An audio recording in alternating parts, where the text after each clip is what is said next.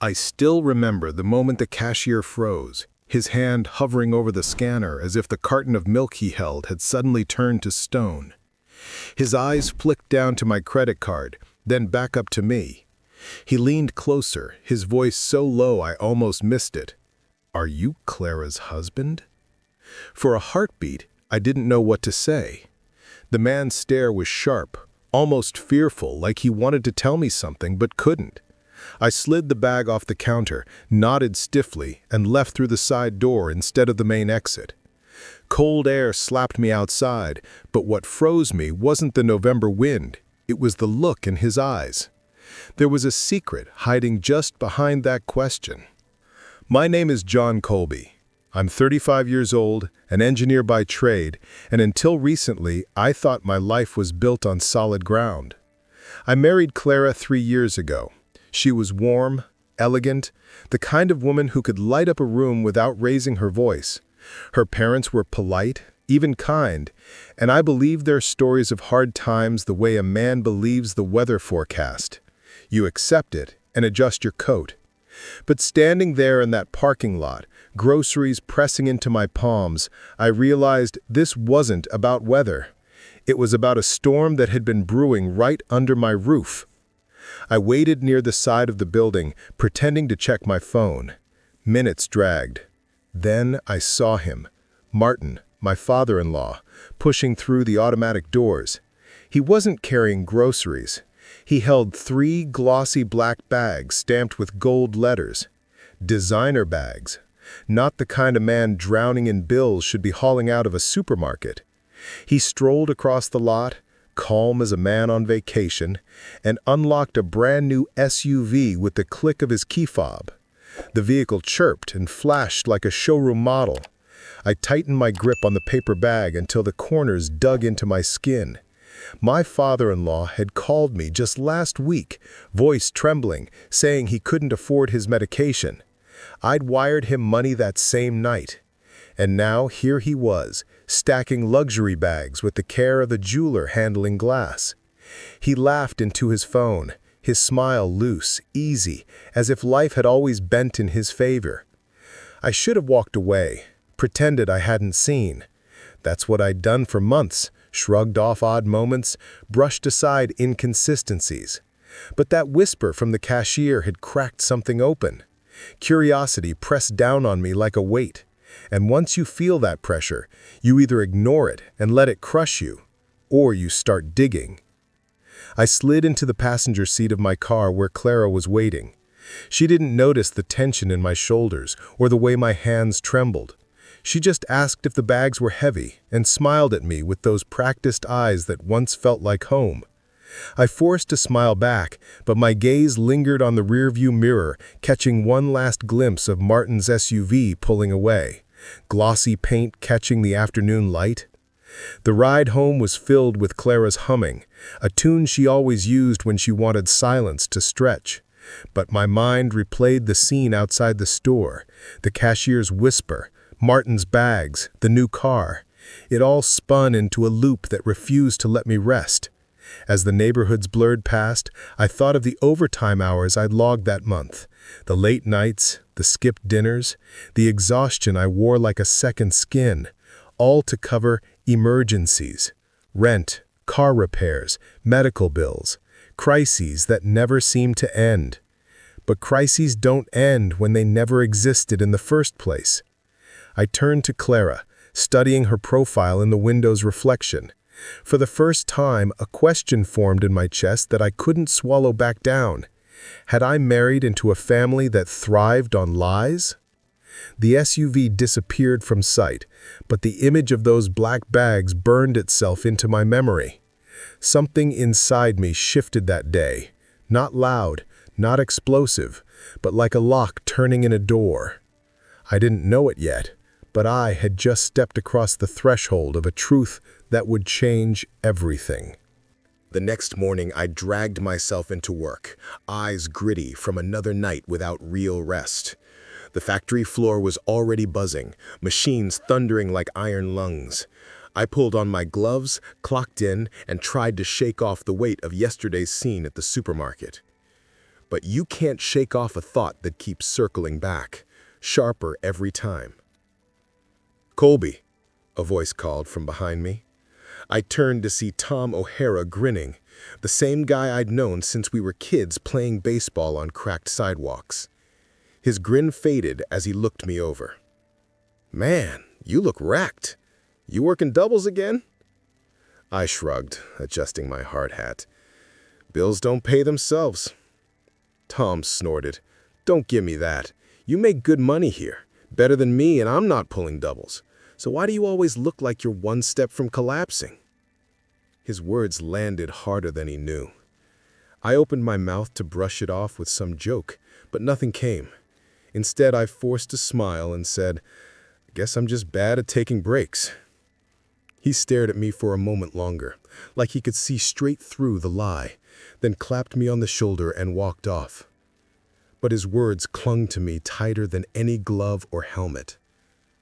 All day, while sparks flew and engines roared, I kept replaying his question. If I was making good money, solid money, the kind a man could build a future on, then why did I feel broke? Why did every paycheck vanish into thin air, swallowed by one emergency after another? The truth was simple and ugly. I hadn't lived for myself in years. Every hour I worked, every overtime shift, every drop of sweat, it all went straight into plugging holes that seemed to spring from nowhere. Clara's father needed repairs. Her mother's prescription wasn't covered. Clara herself had dental bills. Month after month, story after story. And me, I just kept paying, believing I was protecting family. But standing on that line, watching steel plates roll past, I realized something. Family doesn't drain you until there's nothing left. At lunch break, I sat across from Tom in the cafeteria. He was halfway through a sandwich when he leaned forward and said, "Look, John, I don't mean to stick my nose in, but I've seen guys burn themselves out for women who don't care if they drop dead tomorrow. Don't be that guy." I forced a laugh, but it came out thin. "You've been watching too many soap operas." Tom didn't laugh. He just held my gaze until the silence pressed down heavier than any words. Then he said quietly, "Just keep your eyes open, all right? Keep your eyes open." That night, I lay awake in bed, staring at the ceiling while Clara scrolled through her phone beside me. Her face glowed blue in the dark, detached, distant. I thought of Tom's warning, of Martin's easy smile in that SUV, of the cashier's whisper. Pieces that didn't fit were starting to edge together like jagged glass. Clara turned to me suddenly, resting her head on my chest. "You work too hard, John. Maybe take fewer shifts." Her voice was soft, caring even, but in my chest something twisted. She wasn't wrong. I did work too hard. But who was I working for? Her breathing slowed as she drifted to sleep, but mine only grew sharper. I knew then that ignoring Tom's words wasn't an option. Because if I kept pretending everything was fine, I'd wake up one day with nothing left, except the knowledge that I'd handed it all away. And I wasn't ready to live with that truth. A week later, I came home late from another overtime shift. My back ached, my palms were raw, but the apartment smelled faintly of perfume, expensive and sharp. Clara was in the living room, curled on the couch with her phone in hand. A new silk blouse draped over her shoulders, the tags still dangling near the hem. I paused in the doorway. "That new?" I asked. She glanced down, then smiled. "Gift from a friend. She didn't like the color." Her answer was quick, too quick. I nodded, but inside, something shifted. A gift. Always a gift, or a discount, or a favor. Never paid for, never admitted. The next morning, I stopped by her parents' house to drop off an envelope of cash Martin had requested for repairs. The porch was swept clean, a smell of fresh paint hanging in the air. Their old car, the one Martin had sworn was on its last breath, was gone. In its place sat a gleaming sedan with chrome trim that caught the sun like a mirror. Diane greeted me at the door, smiling warmly. "John, you're too kind. Martin says he'll pay you back once things settle." I smiled back, but my eyes lingered on her earrings. Delicate pearl drops that matched the ones Clara had once claimed were cheap costume jewelry. They caught the light like tiny moons, and I couldn't look away. Later that week, Clara mentioned in passing that her parents were struggling again, this time with medical bills. She said it the way someone might mention the weather, casually, almost rehearsed. My chest tightened. I had heard the same line too many times. That Friday, after another 12-hour shift, Clara suggested dinner out. I resisted, mumbling about money, but she insisted it was covered by friends. We ended up in a steakhouse downtown, the kind of place where a single plate cost more than my week's groceries. Clara laughed easily across the table, wine glass in hand, glowing in candlelight. Halfway through the meal, while she stepped away to the restroom, I scrolled through my phone. Out of habit, I pulled up social media. My chest went cold. On Clara's page, a photo glared back at me, posted just minutes earlier. "Treating Dad the way he deserves," the caption read. In the picture, Martin raised a glass of wine, his smile broad, surrounded by plates of food that mirrored the ones on our table. I stared at the screen, my fork heavy in my hand. If this was a gift from friends, why was Martin in the photo? Why was he the one being celebrated? Clara returned, slipping into her seat, brushing a strand of hair behind her ear. "What did I miss?" she asked, her tone light. I slid my phone back into my pocket, forcing a smile. Nothing. But inside, the smile cracked. Each contradiction stacked higher than the last. Silk blouses, painted porches, new cars, pearls that weren't fake, steakhouse dinners dressed up as favors. Every detail pressed down on me, and for the first time, I realized I couldn't explain them away anymore. That night, while Clara slept beside me, I lay awake staring at the ceiling. The silence of the room seemed louder than ever, every small sound magnified, the hum of the fridge, the tick of the clock, the faint rhythm of Clara's breathing. And in that silence, the thought became impossible to ignore. If all these contradictions lined up, maybe the truth wasn't hidden at all. Maybe it was standing right in front of me, dressed in silk, smiling in candlelight, and lying through her teeth. 2 weeks later, Clara insisted we attend a small family gathering at her parents' house. She called it just lunch, but when we pulled up to the driveway, the scent of grilled meat and laughter spilled into the street. A half-dozen cars lined the curb, their polished hoods gleaming in the afternoon sun. Inside, the house looked nothing like a home struggling to pay bills. The living room walls bore fresh coats of paint, a vase of roses sat perfectly centered on the coffee table, and a new leather sofa dominated the space. Martin greeted us at the door with his usual firm handshake, Diane with her warm smile. Everything felt rehearsed, like a performance they'd staged 100 times before. As Clara drifted off to mingle with cousins, I found myself near the kitchen, pouring a glass of water, when a woman's voice cut through the din. "So you're the famous John." I turned.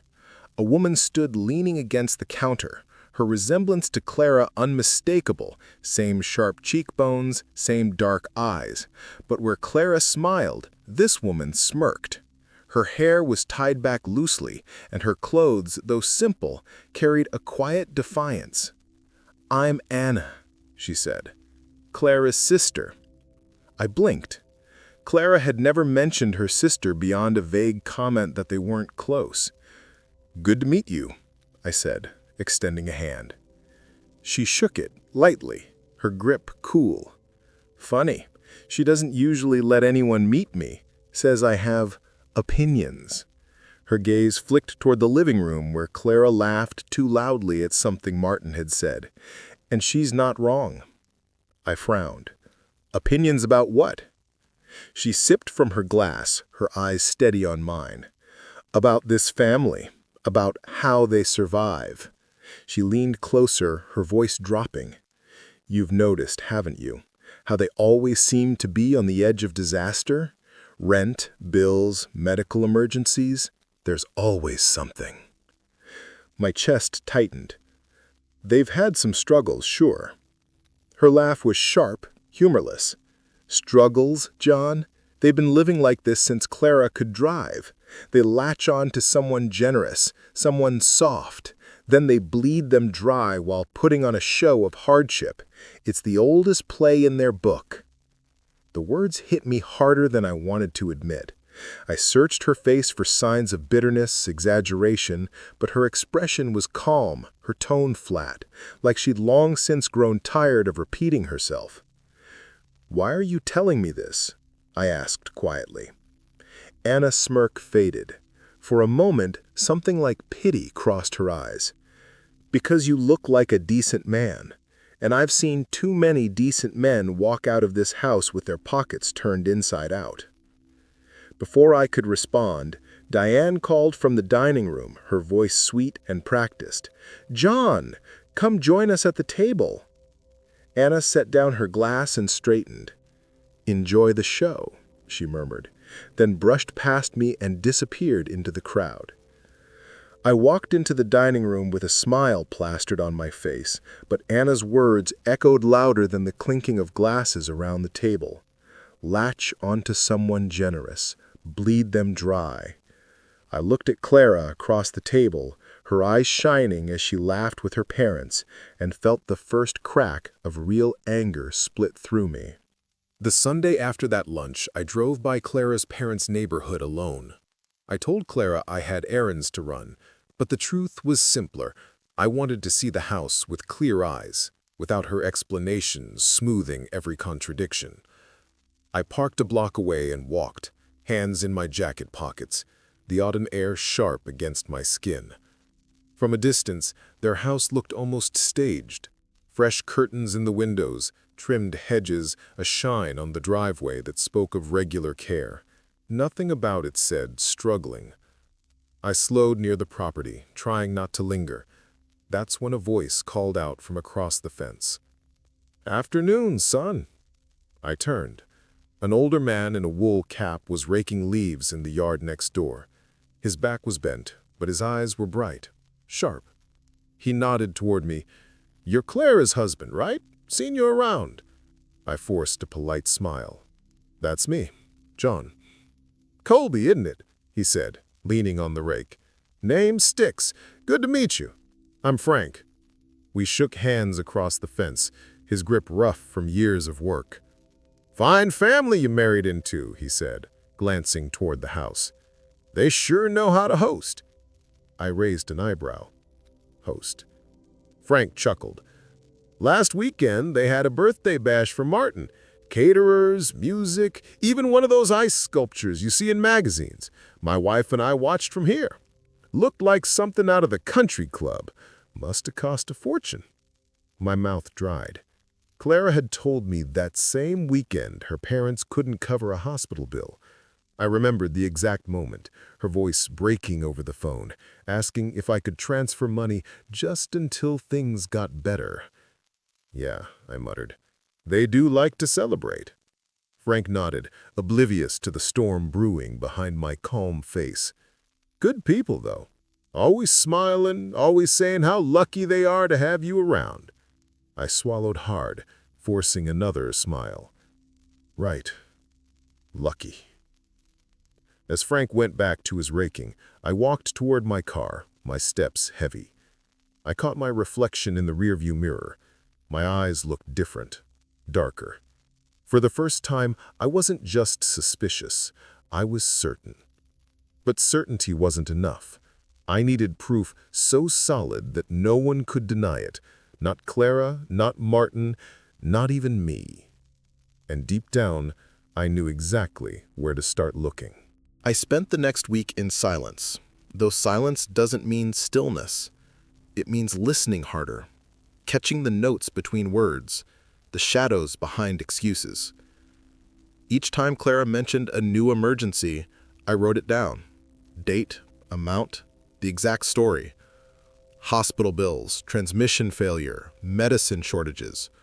Always urgent, always just enough to drain whatever I had set aside.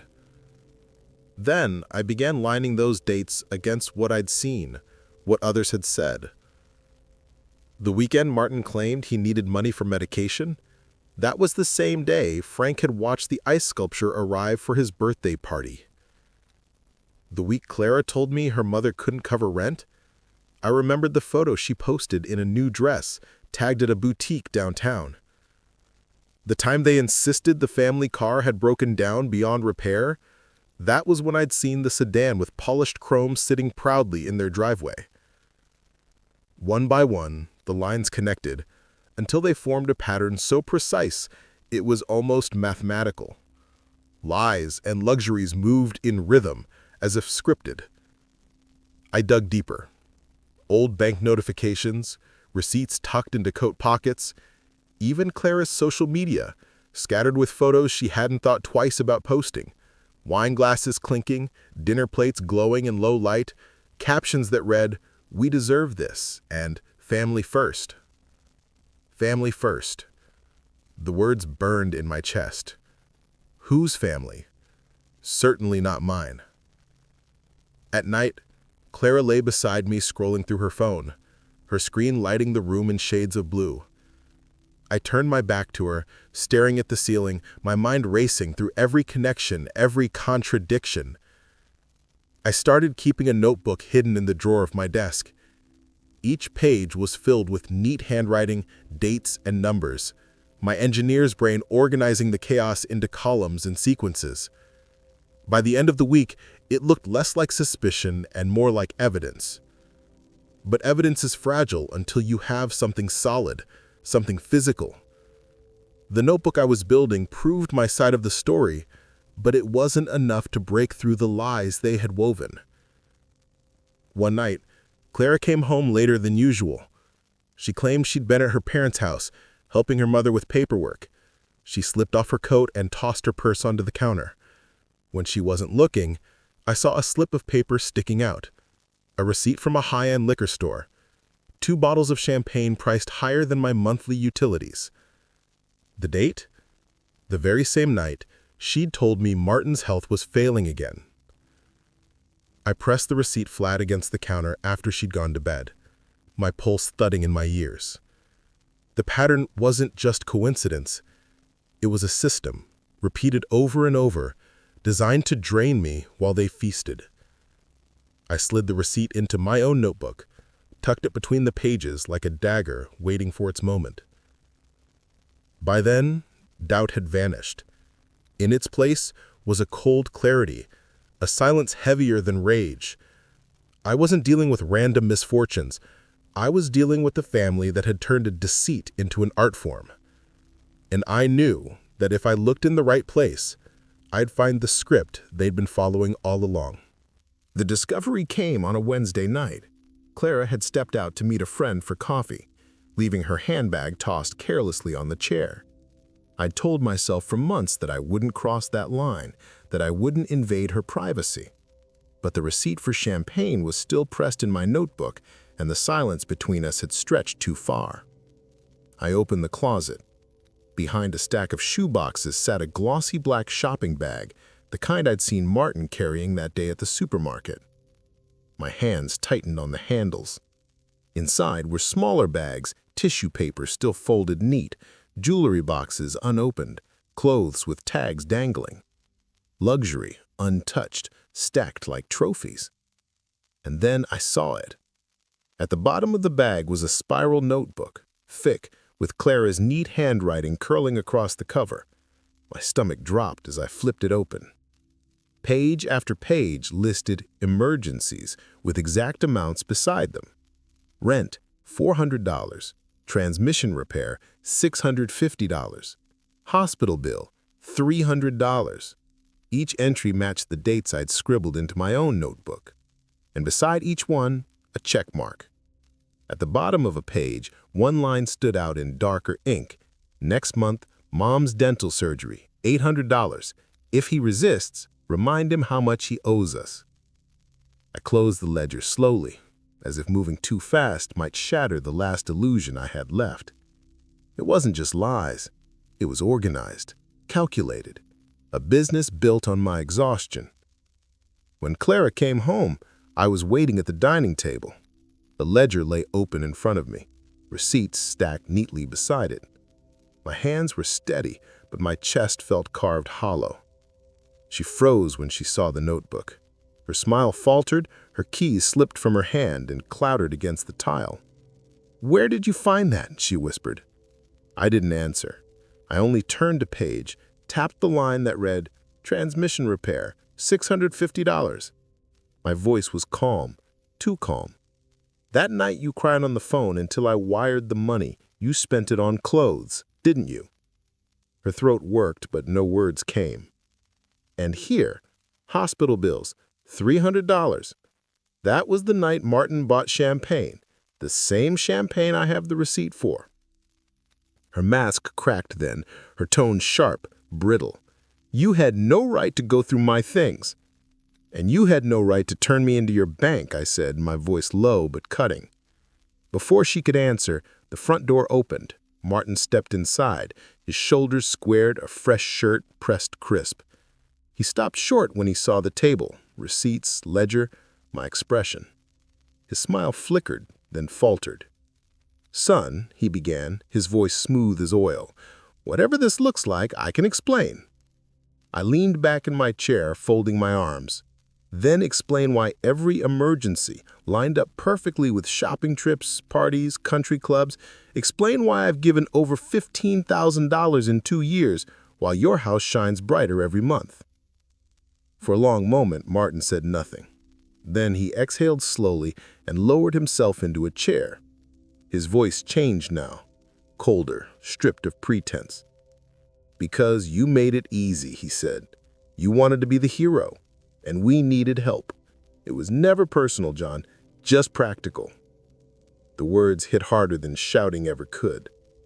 Clara turned on him, her face pale. "Dad, stop!" But I'd heard enough. My jaw tightened, my chest heavy with a mix of fury and relief. The truth was finally bare. I closed the ledger and slid it under my arm. "You were right about one thing," I said quietly. "You made it easy, but not anymore." I stood, Clara calling after me, Martin leaning back with that hollow smile. But I didn't look back. The evidence was in my hands, and with it, their power over me ended. I didn't sleep that night. The ledger sat on the kitchen table, its pages spread open like wounds that refused to close. Every number was a scar carved into my trust, every entry a reminder of how blind I had been. By morning, the decision was made. I packed a single duffel bag, just clothes, my tools, and the notebook of evidence. Clara watched me from the doorway, her eyes red, her voice breaking. "John, wait, we can fix this. You don't understand, we were desperate." I turned to face her, calm as stone. Desperation doesn't come with champagne. It doesn't wear silk and pearls, and it doesn't keep ledgers. Her mouth opened, but no words came. Behind her, Martin lingered, his confident smile gone. For once, he looked smaller, as if the weight of his own lies had finally settled on his shoulders. I walked out without another word. The door closed behind me, and with it, so did the chapter of my life I'd been too stubborn to admit was broken. The weeks that followed blurred into paperwork, lawyers, and hearings. Clara fought at first, denying everything, claiming the receipts were forged, the ledger a misunderstanding. But Martin's own admission and the weight of the evidence crushed her defense before it even began. By the time the settlement was reached, there was nothing left for them to bargain with. Neighbors whispered, friends distanced themselves. The family that had once lived like royalty suddenly found themselves without their fountain of gold. Their faces no longer glowed with borrowed luxury. They were shadows of the empire they'd built on my back. As for me, I moved into a small apartment not far from work. The walls were bare, the furniture simple, but the silence inside was different. It wasn't heavy anymore. It was clean, honest.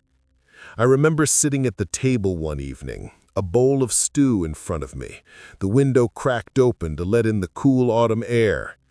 Tom stopped by, dropping off a six-pack, clapping me on the shoulder the way he always had.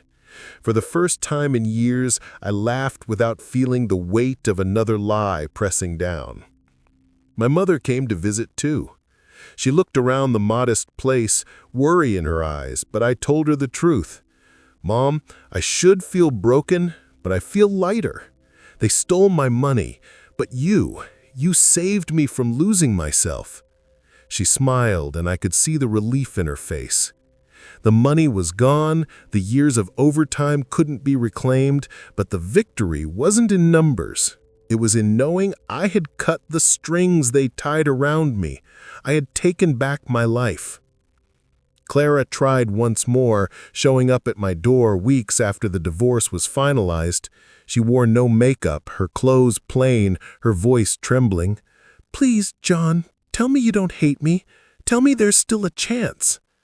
I looked at her, really looked at her, and for the first time I saw her without the veil of excuses, without the web of lies. Just a woman who had mistaken manipulation for survival. "No, Clara," I said softly. "There's no hate, but there's no chance either." I closed the door, leaving her in the hallway. The lock clicked, firm and final. That night, I wrote the last line in my notebook before tucking it away for good. Generosity without boundaries isn't kindness, it's surrender, and I will never surrender again.